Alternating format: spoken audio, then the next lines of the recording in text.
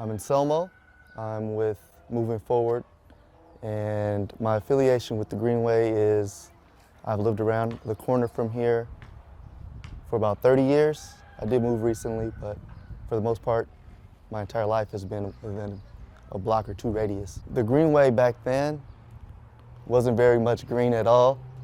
It was just pretty much dirt and weeds, and it was fenced off for the most part.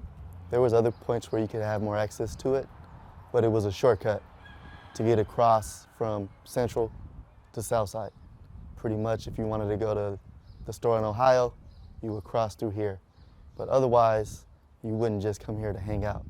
For me, it was always a little sketchy. My mom wouldn't like me crossing through just because it's kind of risky. You never know what kind of problems you might run into, and it's secluded. And so if something were to jump off, no one would be around to try and help you. Like I said, certain parts of the Greenway have more access. This particular spot here was, like I said, was just a shortcut. But if you went down a little further, closer to Lincoln Elementary, right next to it, there were some mounds of dirt. And so some buddies and myself took our shovels, or some shovels we may have borrowed from neighbors, sometimes without permission, but we would borrow their shovels and create these dirt jumps. And so we can do tricks, BMX tricks and stuff. And I know Dirt World ended up doing some stuff down the way, and I feel like what we were doing was really small scale compared to what they did, but it was something where we would feel like, you know, we were doing something, gave us something to do. It was really fun. I got really fond memories of those dirt jumps. And people were doing crazy tricks back then. Like, we, as kids, like 12 maybe, made dirt ramps, and they were hitting tail whips. Some people were attempting backflips. I never seen one successfully landed, but I've seen people risk their lives on those dirt jumps. So, I mean, as crazy as it sounds and as dangerous as it probably was, it was real fun to see people using the space and doing something with it because it was just there. And so we kind of, as young people, came and did something. Well, I think it's beautiful, you know. They did it obviously on a grander scale, you know, they have experience on building a dirt park. Something we didn't have. We just had dirt mounds that we dug into to make it work. Not only that, it's a lot safer. You know, back then it was kind of sketchy. Obviously, 10 kids on bikes, you feel pretty safe, you know, because it's, you know, you all got each other's back. But Dirt World, it seems a lot safer to me now than probably things were back then, because things get a little sketchy quick. So moving forward, our main mission is to uplift and empower our community, and we do that through health, community service, and academics. Our very first event that we put together before we even organized more seriously was a 5K fundraiser event. So I actually worked at Eastern Elementary and other elementary schools in the area for about 10 years, and I noticed that kids from the community lacked a lot of resources. So we decided we wanted to do a backpack giveaway, and we were gonna organize a 5K fundraiser for us to be able to do the backpack giveaway.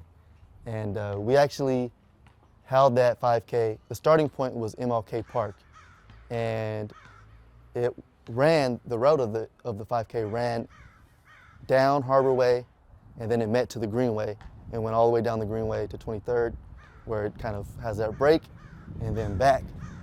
And when people ran the 5K, we did a survey to get a lot of feedback, and one of the big things they were saying was like, hey, the Greenway's kind of, certain parts of it were kind of trashed. What can we do?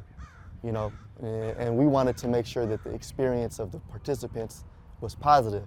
So we said, okay, well, there's a need there. We're gonna host cleanups to help offset that problem. And so since then, we started hosting monthly cleanups, sometimes more regular than others. Obviously, COVID put a little bit of a wrench into that, and now we're back on it a little more regularly right now. We just had one yesterday. Um, that was on the east end of the Greenway, closer to San Pablo Avenue, and that part needs a lot of love. This part right here is so lovely to see how it transformed, because this particular space transformed massively. And so to see it here makes me believe, and hopefully empowers others to say, like, other parts of the Greenway could get this same kind of transformation. And I think that's what's like so inspiring. And I know like Doria and Naj, they were really a lot involved in that process. And so that's why I admire them so much, because of the time and energy they have put into this.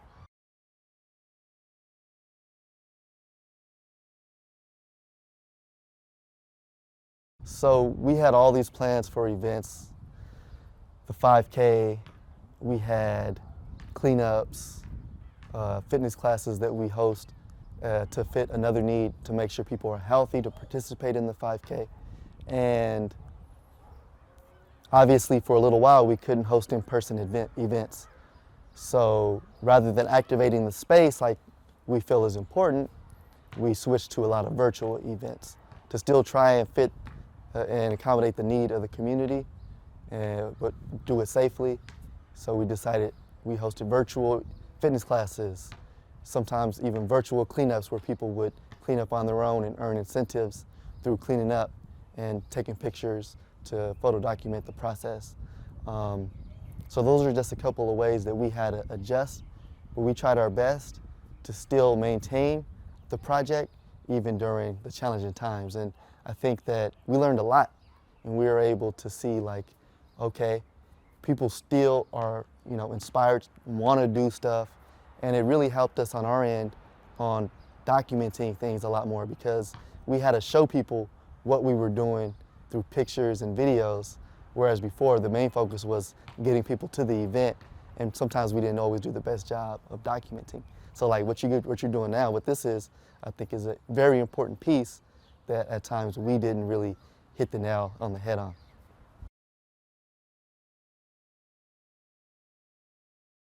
Well, anytime I have a friend that I grew up with from around here and we pass through this spot, they're always in awe of the transformation. They're like, wow, because they remember it so differently. And even the first time I saw it completed, I was just amazed, because you could almost not even imagine it being so beautiful and a place where you actually want to go, instead of just a shortcut or a place where your mom tells you to stay away from. And so for me, that kind of just speaks volumes, and it tells me like, wow, we have a place in the community accessible for us to go, get some sun.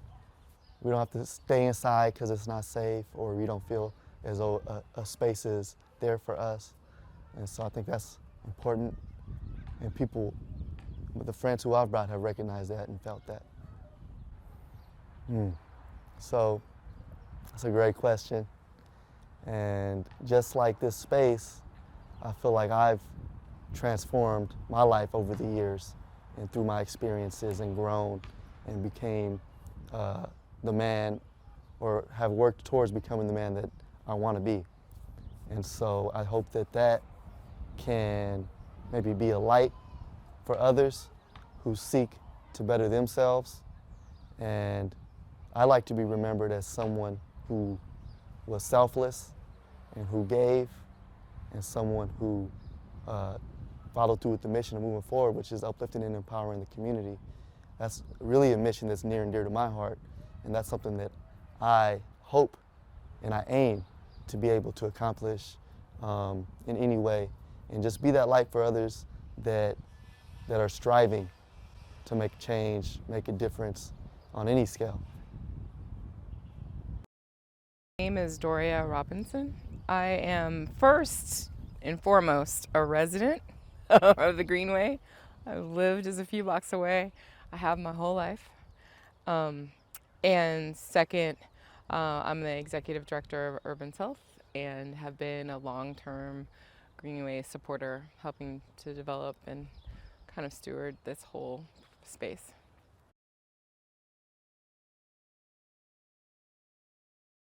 Yeah, so Urban Tilth is out on the Greenway 5 days a week, kind of taking care of our 2 adopted spots, which one is the area that you stand in, where we're standing in now. It's the edible forest, which is a 64 fruit tree open community orchard. All different types of fruit trees that we planted and we take care of here, along with we're putting in pollinators to help improve pollination. Behind you, there's a succulent garden and a native plant showcase garden. Those are also our projects. And we also just take care of the whole Unity Plaza because there hasn't been, as of yet, a maintenance plan for everything that we help develop here. So we pick up trash and clean the bathroom and make sure the playground has not got weird stuff in it. But we're out here 5 days a week, Monday through Friday, 9 to 1, doing all that kind of stewardship care stuff. And we also have a garden, our first gardens on the Greenway at 6th Street. They're community gardens. We're growing food, all kinds of food all year round, pollinator gardens. We have a whole section of the garden called Berryland that's all berries and summer produce, winter produce. Now we have 17 fruit trees there as well and 14 pomegranates and whatnot. It's 2 blocks of garden space there. Open gleaning gardens. They work so that people can just come and harvest whatever they want, whenever it's ready. We actually purchased a vacant lot, like where we're standing right now was actually a vacant lot that was owned by a local community member, and it had a fence that divided it, and everybody would always like cut the fence so they can go like take a shortcut to the BART station. This is like if not, you'd have to walk all the way around the Marina Way in order to get to BART. So we bought that vacant lot. We got this grant after a lot of work to get that grant. We got the grant, and then we proceeded to work in teams, community group teams, to redesign the whole park. So the playground here, the plaza, the bike hub, even the edible forest, which existed in a different form before, were all redesigned, as well as all of the gardens from 6th to 8th Street. And a lot more infrastructure put in, all the plaza space, the shade house, the bathrooms, there were no bathrooms here before, was all put in from community effort, like a long, hard haul. And we designed it, and we did all the outreach. But with state grants, they only give you capital funds, only funds to build things, not to take care of them. And so once the park was actually installed, we had promises from the city that they would take care of the landscaping and they would dump the trash, But now, when we arrive today, the budgets are all cut. There's like 2 people assigned to all the parks in Richmond, parks and landscaping, and some ridiculous small number of people who have to take care of every single park. Their trucks are always broken, and so they can't take care of the park.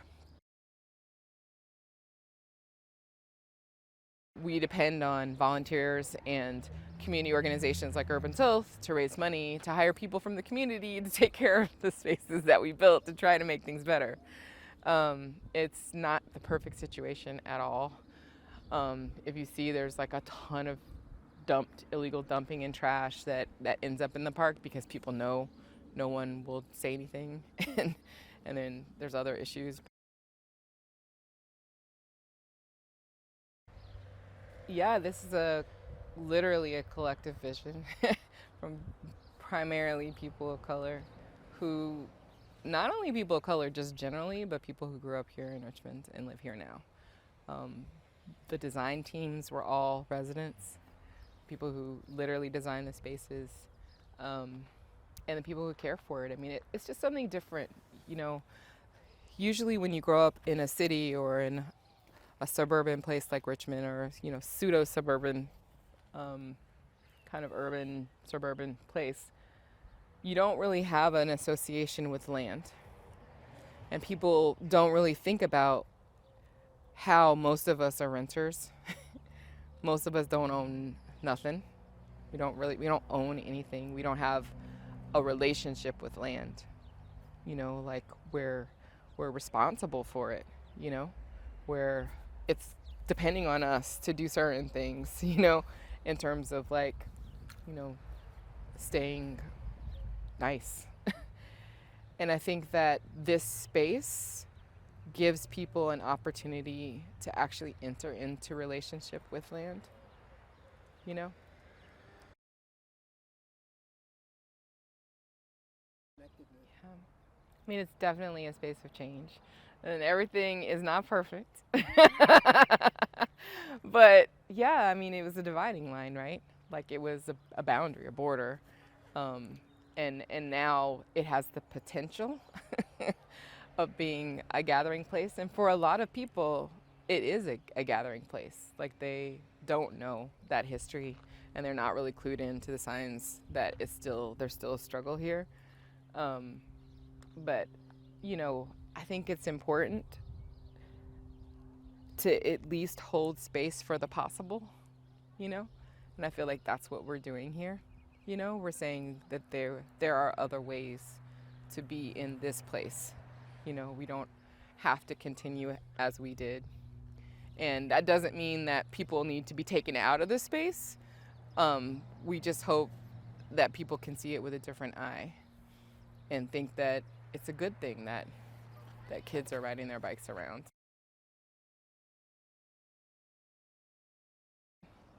I mean, it's been really honestly positive. There was only a brief period of time during the stay-at-home orders where we actually weren't out here with other people. It's such a big enough space that when we weren't under stay-at-home orders, we actually could offer people a place to be with other people 6 feet away with our masks on, but still be with other people outside, and I remember so many people coming through and volunteering during the last year, being like, oh my God, I'm so happy to see another person. I'm so tired of being in my house. Like, let's hear the birds chirp. Like, let's dig in the soil. It's like garden therapy, And so that, and then also, like, we've been doing the free farm stand here every Wednesday. So every Wednesday we take all of the food that we have we have 7 different sites around Richmond, including the farm. And we set it up like a beautiful farmer's market farm stand, but it's all free. And so people can get healthy, organic food just for free right here every Wednesday. As the fruits come on, there's going to be fruit here. We had tons of plums and apricots and all kinds of things last summer. And, it's just, it was a place to be that was uplifting. I hope that the stewarding that we're doing will, one, continue way past me. I hope that the way that we do our work, by really hyper focusing on supporting the development of young people from this community to lead in the work that we do, will continue. And I hope that they will see themselves as future ancestors as they walk their paths, as they take over in leadership in these spaces. I hope that if anybody gets anything from like my life, it would be that it's important to learn how to hold a vision, When we first started this was just like a huge vacant lot with tons of trash and needles and crap all the time. And we would literally stand in the middle of this spot and I'd be there, the crazy person saying it and getting all the youth that I was working with to believe me. This is the edible forest. No tree to be seen, like nothing. It's just a bunch of trash, And it's like, no. We're standing in the middle of the edible forest, Like you have to hold that vision and then plot a path over decades to get there, And I want people to value and internalize that possibility. Because when we have to make our own roads, that means we have to envision our own roads. And then we have to be committed to walking the path to get there, you know? And it involves work. I don't know how many labor hours and piles of manure and all kinds of stuff we did, truckloads of this and that, to even get this far, you know? And I still have another vision in my head. And, you know, it's just a guiding post. It doesn't have to be exactly, in fact, it's not a tight vision, you know? Because other people come in, it shifts, it changes. But I feel like that is a thing, a superpower that every Black and brown person really needs, you know, to understand how to really envision, you know, kind of call on their ancestors, call on spirit to give them the vision, or to see the vision of what you need to thrive, and then to understand what it means to live your life every day walking that road, and have it be okay that it's going to unfold over time, and that we all should have vision like that. If not, then you're born into something, you're stuck with it for life, right? There's no changing and no doing things, and there's no way out. And if we can't envision it and work towards it, then we're just slaves. No matter how many toys and trinkets we have to make our slavery nice, you know, like if we can't responsibly manifest a kind of life that is regenerative, that feeds everyone, then I don't know what the alternative is. Not okay. So I hope that that's what my life offers the world, is to like hold on to that superpower and plant it into everyone, you know. My name's Patrick Phelan. I'm the infrastructure administrator in the Public Works Department. I've been working here for a little over 10 years. I get to work on implementing our bicycle master plan through our capital improvement program. I also work in our water resource recovery division, so dealing with the sanitary sewer system and the stormwater. And through my work with the stormwater system, I've gotten involved with green infrastructure projects like this bioswale. We have a handful of bioswales along the Greenway. I wasn't very much involved with the building of the Greenway or Unity Park, but I'm interested in creating a network of bicycling routes around the city. So that's kind of my connection to the Greenway.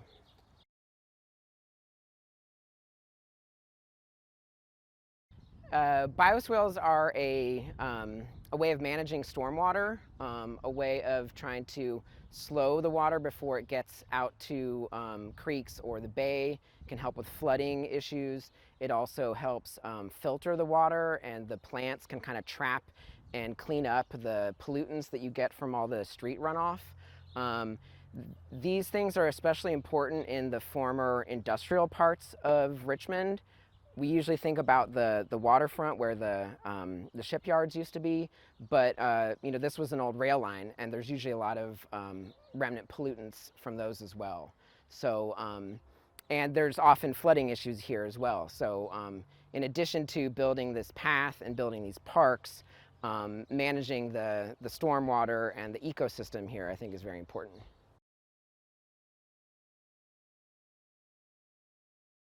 I don't know a lot about the history beyond that this was a rail line. It was decommissioned, and then the community basically helped build this greenway. But in my experience of riding on a train, like taking Amtrak up to Davis, where I'm from, you get a very different view of places riding the train. It's usually kind of the backside of a city. It's where you see a lot of the dumping and ugly parts of things. And I'm imagining that would have been made a real impact on the heart of Richmond, of having this, disused, unused, leftover remnant area. The other thing that I've heard that I would love to know more about is I've heard about the Native American community that ended up here at the end of the train line. I think I heard that story from Courtney Cummings, and it'd be really interesting to add that to some interpretive signage or some way to connect that to the current story today. Well, all of this talk about the railroad makes me think of just the idea of transportation and transportation corridors and how they are beneficial but also detrimental to a community.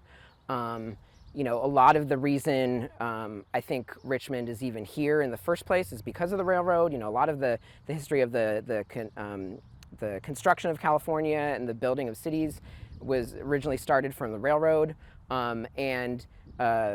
Richmond has great transportation. We have a BART station, an Amtrak station. We have a bridge connecting you to Marin. We've got a bunch of freeways. So those are great ways of getting around, but they also cut the city up and they create all of these barriers. And it's one of the biggest challenges to creating bike routes that go across the city. You know, a lot of times people say, oh, tell people to, you know, bike on the side streets or bike on something like a path. But if it doesn't actually take you all the way across town, you eventually have to get onto a bigger street. Like right here where there's the gap in the Greenway, you know, you got to get on South 23rd, you got to get on McDonald or Barrett or Cutting or some big street to get across these barriers. And so, I mean, you know, it's called the Iron Triangle, and that's you know, a name from the railroad tracks that shaped that community. So I think the transportation history is very important. And also, I mean, you know, there's the group Rails to Trails that helped build this. And it's a great way of trying to re-envision things. I think that's a lot of what we're trying to do in different programs here in the city is re-envisioning, rebuilding, greening, making things more accessible to everyone and not just a rail company or people in their cars.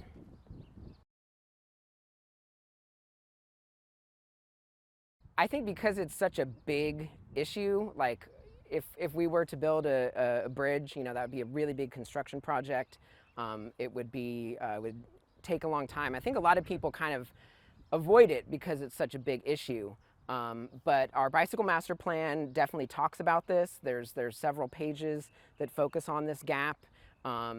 You know, it can be really tough to work with the railroads because they're kind of like their own empires. They don't really need to do what we want, so we really have to find ways to get them to work with us. There was proposals of having an at-grade crossing, and that will probably never happen because more and more we're trying to not have those because they're dangerous. But what's really exciting is that I've been working with a group called the Bay Area Trails Collaborative that Rails to Trails has formed. And the goal of that organization is to create a network of trails throughout the Bay Area. And they've identified a bunch of priority projects. And one of them is the Richmond Greenway, both trying to extend the Greenway out to the Bay Trail past 2nd Street and to do something about the gap here on the Greenway at 23rd and Carlson. And through that group that I've been working with, I got in touch with people that are interested in this project and have you know, the skills to write grants, and we successfully applied for a Caltrans Sustainable Communities grant, and it's called the Richmond Greenway Gap Study, and it's starting this year. Over the next 2 years, we're going to be trying to put together a plan that will work with the community to come up with concepts and solutions and see what the community wants, and then hopefully with that plan, that'll help us then go after construction funding. I think there's a bunch of ways. I encourage people to engage city employees. I know that can be difficult. Sometimes you feel like you don't know who to talk to, or you get the runaround when you call up. But myself, and I know a bunch of other of my coworkers, we feel that that's what our main role is to be resources for the community. I'm also the staff liaison to the Richmond Bicycle Pedestrian Advisory Committee. That group meets on the second Monday of every month from 5:30 to 7:30. It's a great way to get involved with all kinds of bike and ped infrastructure issues. Yeah, those are two good ways.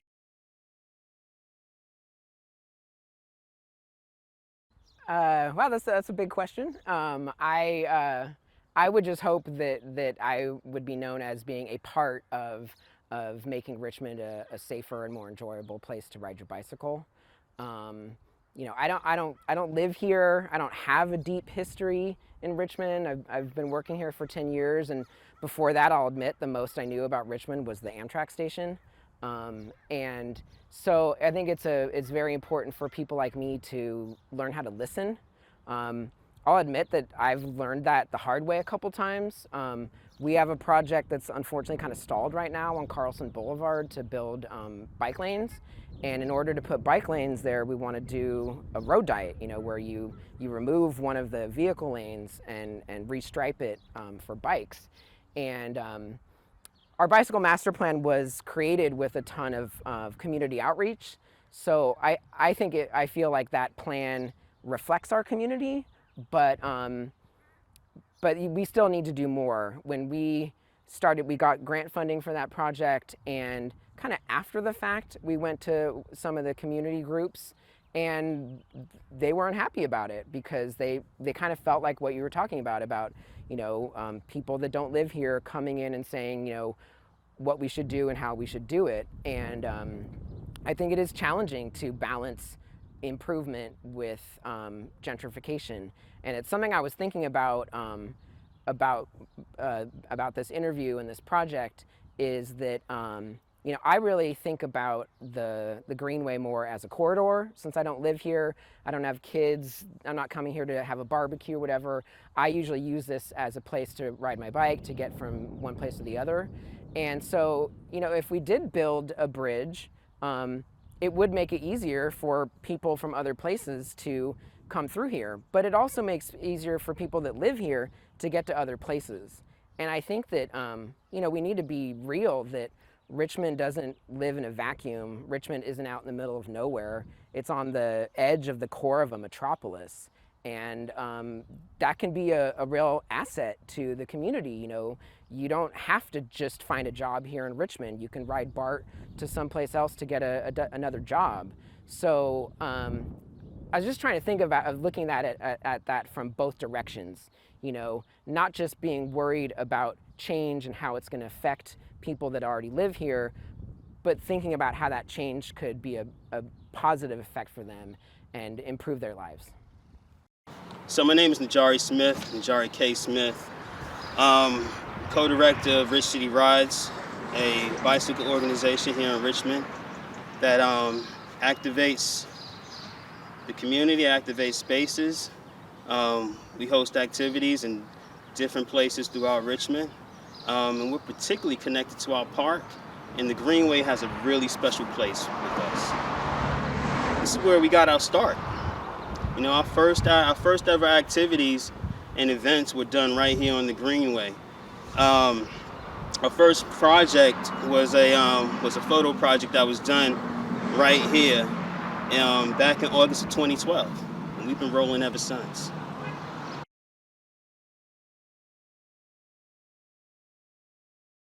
Well, right here at Unity Park, we were part of the design team that came up with the 25% complete designs of what Unity Park would look like. So, you know, several years ago, when this was just an empty lot, we had came together and got a state grant in partnership with the Friends of the Richmond Greenway, which at the time was 17 community organizations. We were able to get that grant, and we thought of things that the Greenway was missing.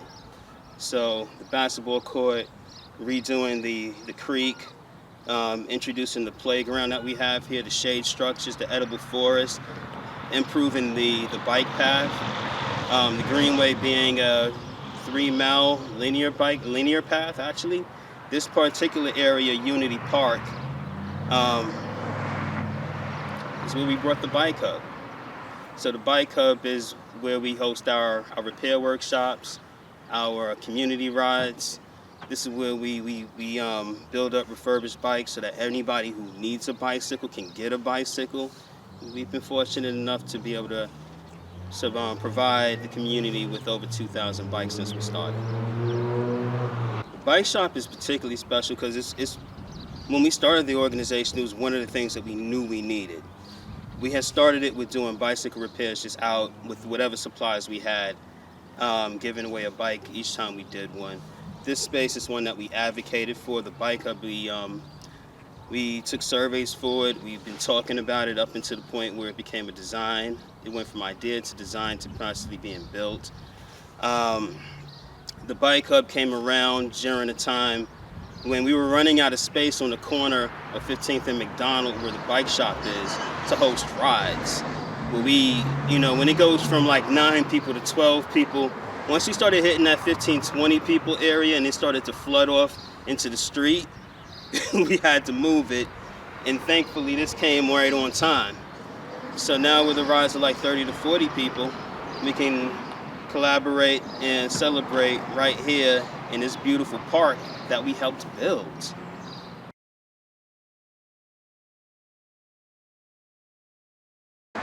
Definitely Urban Tilth, who's been like stewarding the edible forest for well over 10 years, probably like 14 plus years at this point.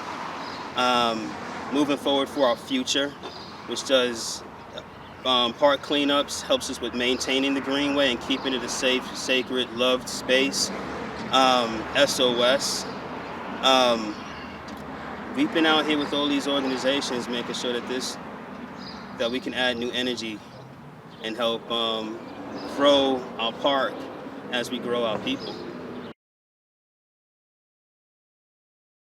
Pandemic impacted us really in some real special ways. We previously were hosting repair workshops right here at Unity Park every Friday afternoon into the evening. We couldn't do those repairs. These were group repairs where folks would be in really close proximity with each other. We didn't have enough tools and like bike stands for everybody to be in their own independent spaces, so we had to put that on hiatus. It was a really popular activity. It really helped activate the park, but we had to put that on pause. It just wasn't safe at the time. But continuing with our commitment to community, with our youth bike clubs, we pivoted to start doing grab-and-go stations in partnership with the school district to provide school lunches that kids wouldn't otherwise be able to get to because the schools were closed. With all the work that we do to activate this space and make it welcoming to community members, and being that connected organization that the city depends on, not just Rich City Rise, but all of the partnering organizations that we work with. When we ask for things like more secure infrastructure doors, in particular for the bathrooms that we advocated for and have built here on the Greenway, for better, more secure doors and windows for the bike hub, it hasn't been heard, and we need that. We need, when the people ask the city for something, we need the city to say, oh, we hear you. And not only do we hear you, because you can hear and not listen. We need you to listen and consider what we're saying and act on what we're saying. That's the collaboration. City government should work for the people, as the people actually do work for the city government. We're all interconnected in that way. We want to get to a place, and I said this a while ago, like real early in the park cleanups that we do. We want to get to a place where the city is maintaining the trash. When we ask for garbage cans, they don't fill it up with wood chips, which keep people from using it. because it's unusable now. We want to do things like have hula hoop contests out here and let that be the things that the community organizations are doing. You know, let's do like relay races out here. We're going to do more wheelie contests. You know, we'd love to be able to just do things that activate and focus on the fun of the Greenway rather than having to always come to the rescue of cleaning up and maintaining the Greenway. That's the job of the city. Our job is to use the park. The city's job is to maintain the parks. So I think there's a really strong disconnect there, and we need that disconnect reconnecting. We need to know, that's something that definitely needs to be fixed. And so many of the murals that we have here are reflections of our community. You know, you see kids in there, you see the seniors in these murals. You see them out there enjoying the Greenway, picking fruit from the edible forest, planting things into the planter boxes, riding bikes, just communicating with each other, which is actually one of the joys that we get, even with doing park cleanups. It's that time that we have to talk to each other, to talk about these things that matter. You know, we're actually doing this process of reconnecting ourselves as we reconnect ourselves to our place. Going back to the murals on the Greenway, so many of the murals that I see, the vast majority of them have been community-led and done with community input. You can feel that, and it's done in a way where it would be like desecration to even like tag up on any one of these murals here. You know, it's like something that you feel. So I'm always advocating for more art, more murals, more activation of our park, of our Unity Park, of our Greenway, and all parks throughout Richmond.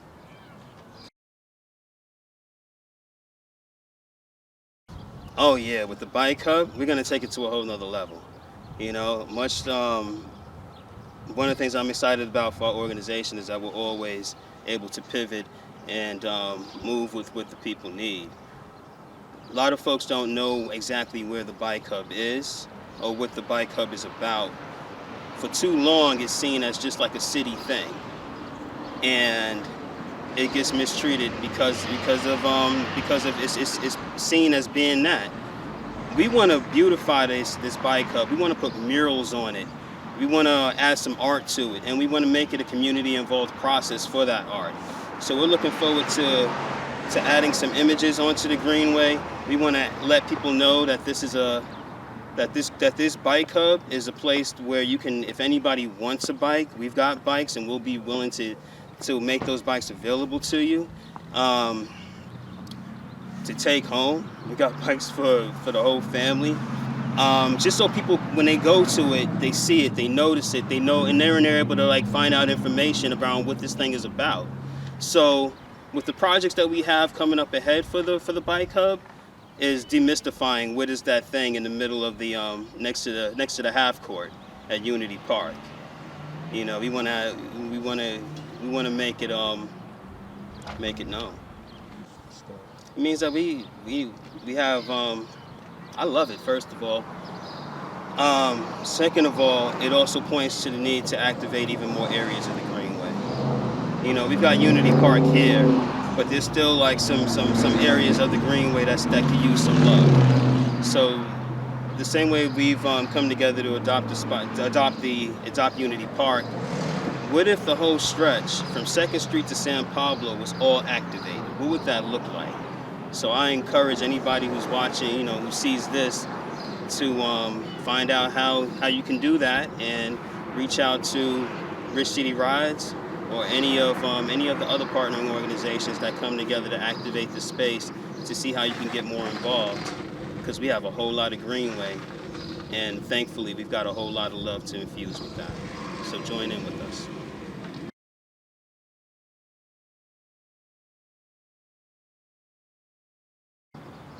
We got bike paths and walking paths and meandering paths and little trails for kids here at Unity Park. You know, we've got Dirt World that has jumping paths and, you know, different ramps at different levels.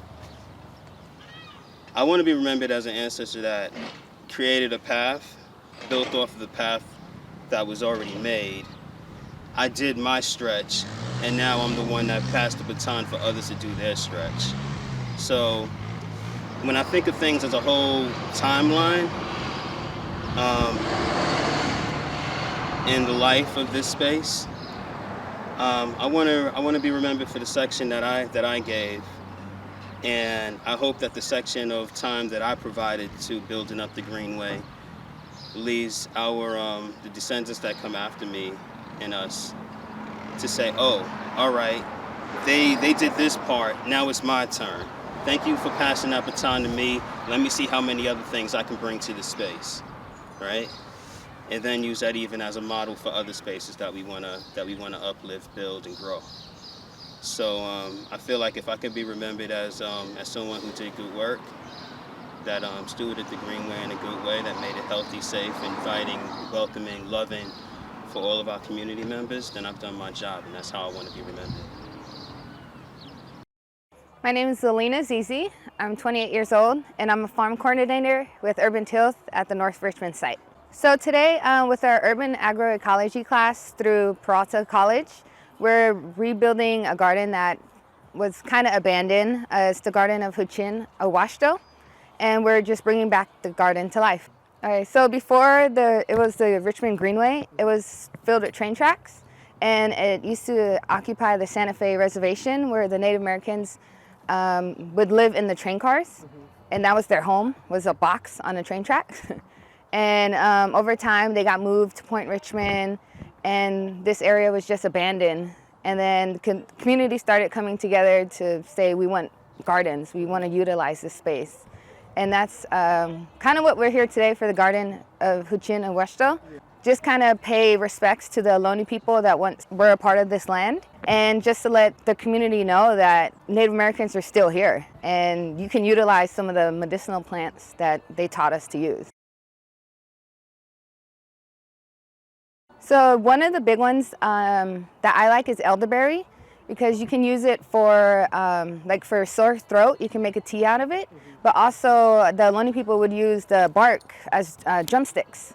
So you can use it as a medicinal and also as an instrument.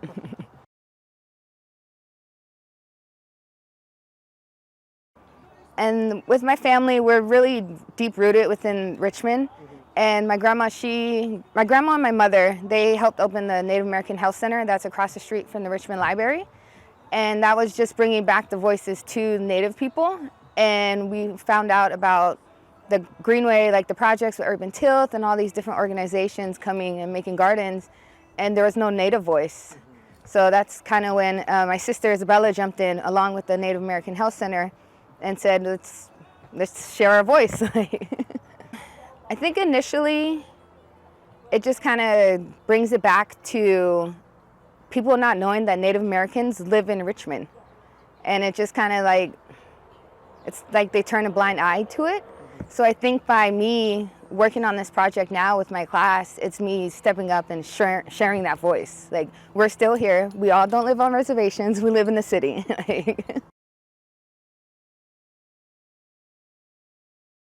So it's basically one of our labs was to take on a garden project either in your home or community space.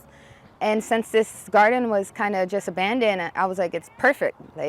And then with everyone in the class, we're all different ethnicities. So it definitely shows that the POC presence is still there, and we are like farmers and gardeners. So it's like testing the soil, working within the community, advocacy. It's kind of all related within the lab.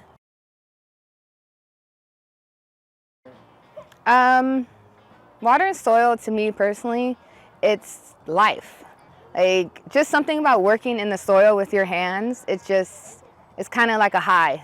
I really enjoy it. I don't mind if I get dirt underneath my nails. It's just something empowering. And the fact that it's the Greenway I grew up on the Greenway when it was just the train tracks on 17th Street. So it's kind of like it's my backyard. So it's home, basically.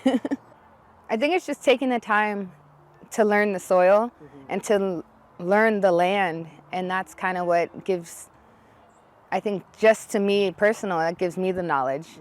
Like, because I didn't go to college, so I don't know all the scientific parts, but like I can look at something and tell, like, oh, this is what this needs, or something like that. You don't need to go to school to learn gardening, that you can just come out here and volunteer with us, because the people of Richmond, this is your backyard, and not a lot of people know about the Greenway or like the gardens and things like that. And I think, take time away from life and take a stroll on the Greenway, and then just ask questions, like if we're out here.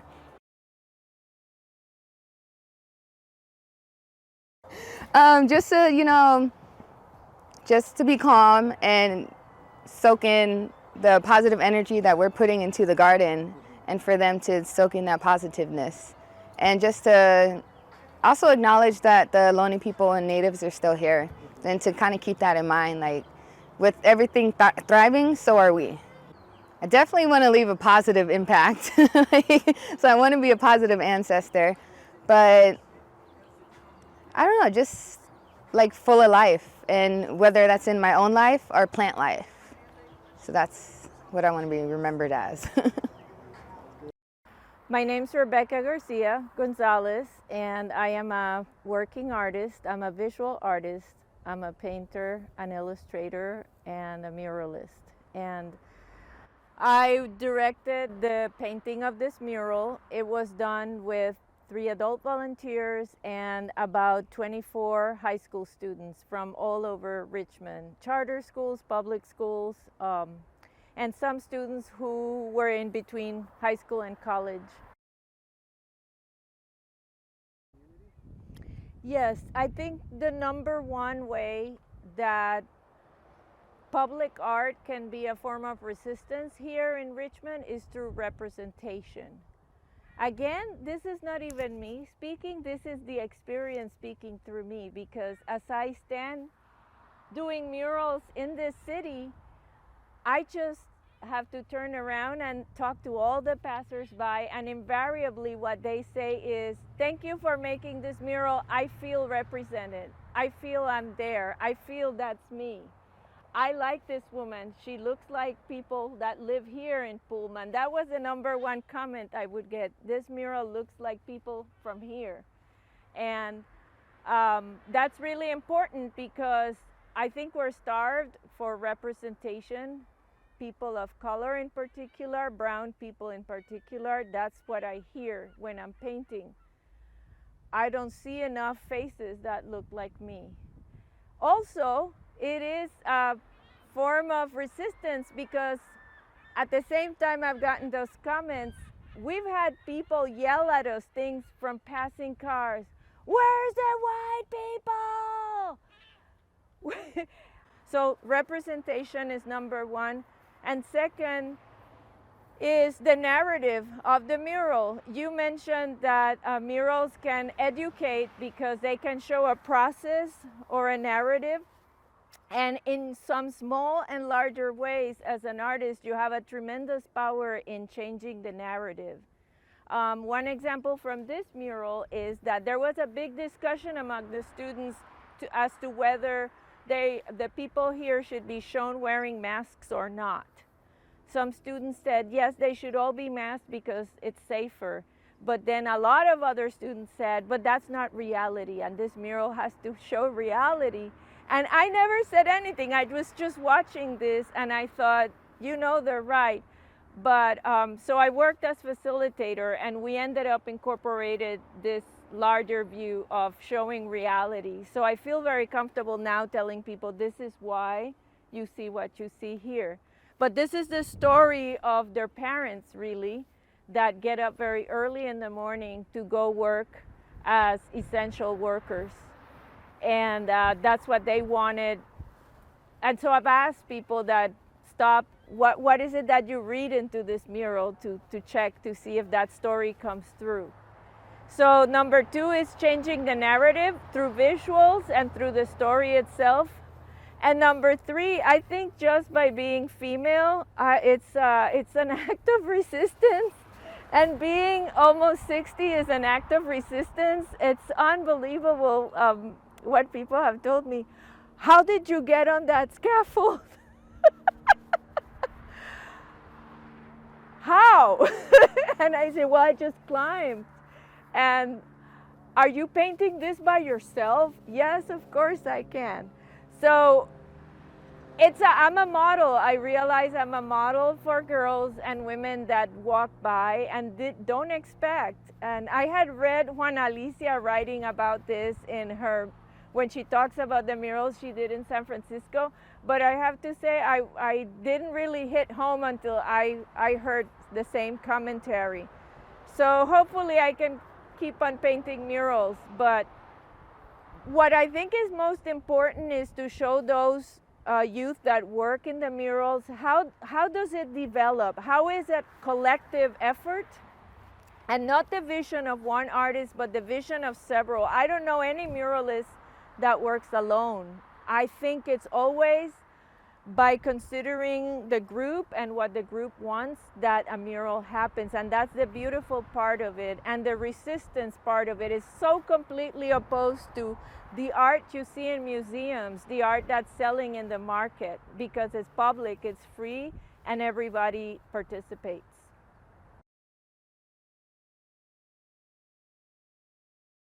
What we did have was a lot of passersby, and one of them was Antonio.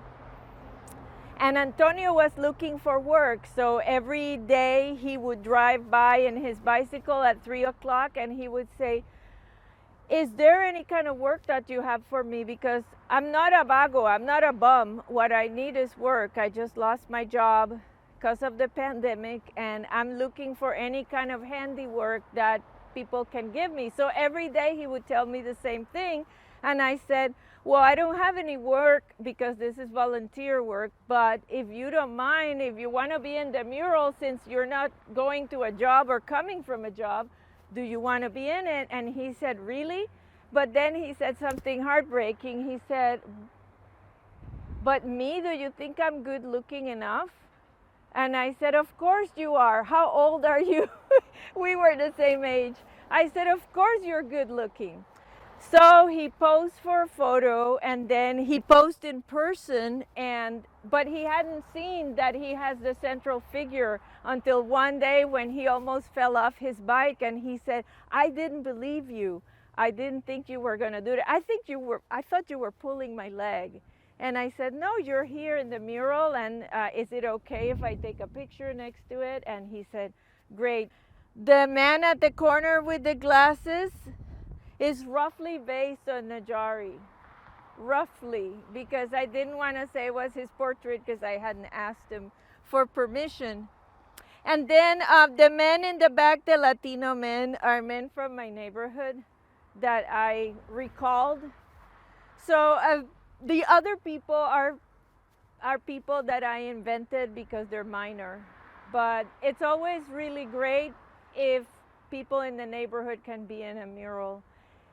It's tricky to do in practical terms because they have to show up at the right time, just like when you're filming a documentary, you need people to be at that time there. So the UPS worker actually generated a lot of discussion among the teens. They really liked him. They insisted that he was a Filipino guy. And so we started referring to him as the Filipino guy. And he is a combination of two people. And the young man holding his fist off is completely imagined. And the only posed part is the fist. I had Lorenzo Plazola pose with his fist so that I could do it. That's all the folks there. That's probably the mural, not the mural with the most people, but the mural with the largest people. And you just need good references.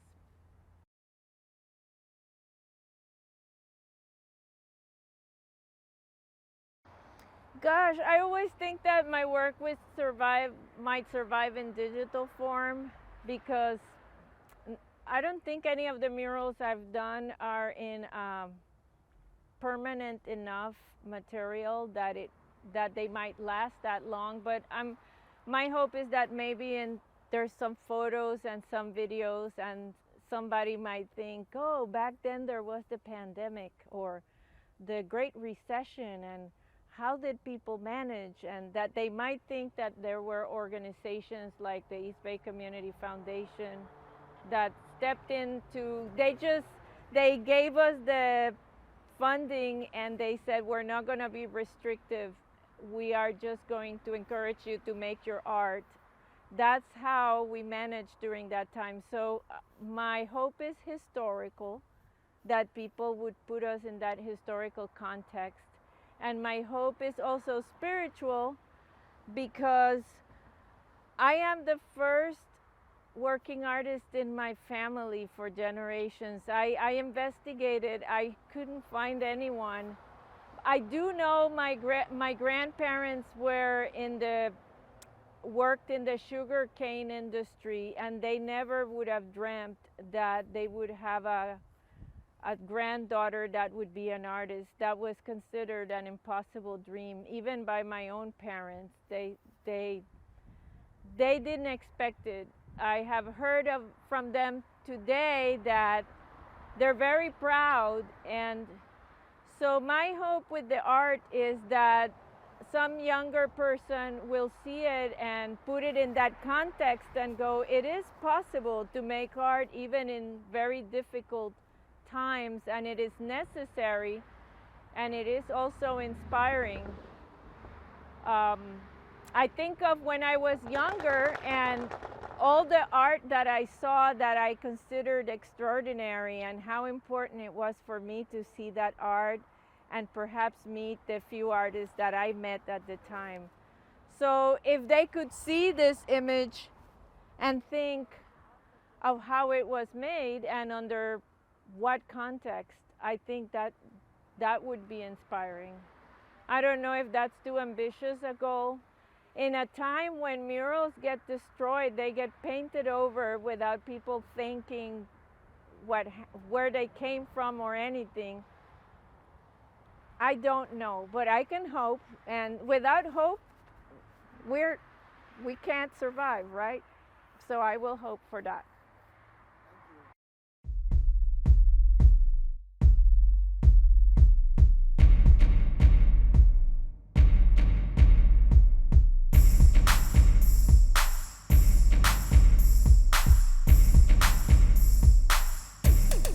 Activate.